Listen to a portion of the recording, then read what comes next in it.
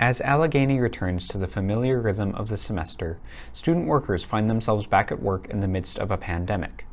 Though changes and adaptations have been made, some students think that Allegheny College could do more for those who are employed.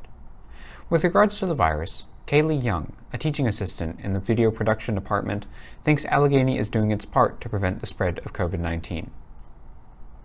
I think they're doing the best they can. There's only so much that can be done, and I think they are taking those precautions with the cleaning, the contact tracing, and the social distancing. But Emily Kauchik sees a deeper problem than the current pandemic. She believes the college should be doing more to compensate students who work for the school. So Allegheny has maintained for a lot of its students a really minimum wage for Pennsylvania, and especially for a college campus where students could use a lot of extra help. The only way we really increase in pay is if you keep working somewhere for, from your freshman to your senior year, you might increase somewhat 50 cents. That's a conversation that I think we need to separate out from this moment of the pandemic and discuss in terms of our overall operating budget at the college. I think it's roughly 10% of student employment funding is from federal dollars. 90% or so of that funding is truly from our operating budget. And so when we talk about increasing the number of jobs or the rate of pay for jobs, that means an increase in our operating budget. And then we have to find other ways, either things to spend less money on or other revenue to bring in to offset that.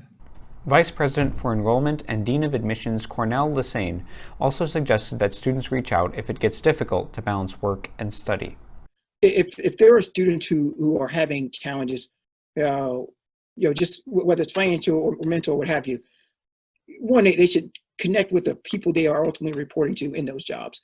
Make them aware that maybe there are just some additional struggles right now with everything going on, would be my recommendation. Secondly, there are resources on campus available for students as well.